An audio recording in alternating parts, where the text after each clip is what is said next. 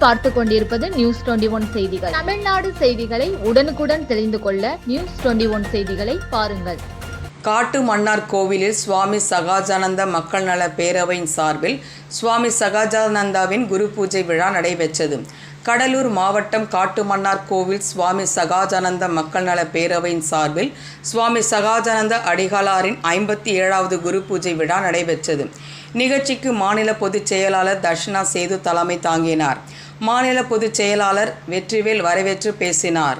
மாநில செயலாளர் உமாபதி சிவம், மாவட்ட செயலாளர் சுப்பிரமணியன், ஒன்றிய செயலாளர் சாமி தர்மலிங்கம், சீனிவாசன், கோவிந்தராஜ், கோதாண்டன் ராஜன், மணிமாறன், கொளஞ்சி ஆகியோர் முன்னிலை வகித்தனர்.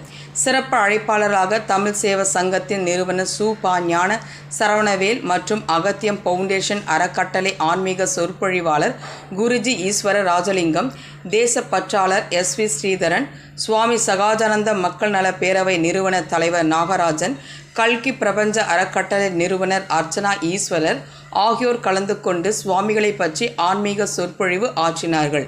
நிகழ்ச்சியின் முன்னதாக சமுதாய பெருந்தலைவர் எல். இளைய பெருமாள், டாக்டர் அம்பேத்கர், தியாகி ரெட்டியூர் பாண்டியன், சுவாமி சகாஜானந்தா ஆகியோரின் திருவுருவ சிலைக்கு மாலை அணிவித்து பின்னர் பொதுமக்களுக்கு அன்னதானம் வழங்கப்பட்டது. இதில் வீராணநல்லூர், திருச்சின்னபுரம், எடையார், ஆயங்குடி, எய்யலூர் ஆகிய கிராமங்களில் இருந்து 200க்கும் மேற்பட்ட பொதுமக்கள் கலந்து கொண்டனர். முடிவில் எடையார் கண்ணப்பன் நன்றி கூறினார். நியூஸ் 21 செய்திகளுக்காக கடலூர் செய்தியாளர் முருகானந்தம்.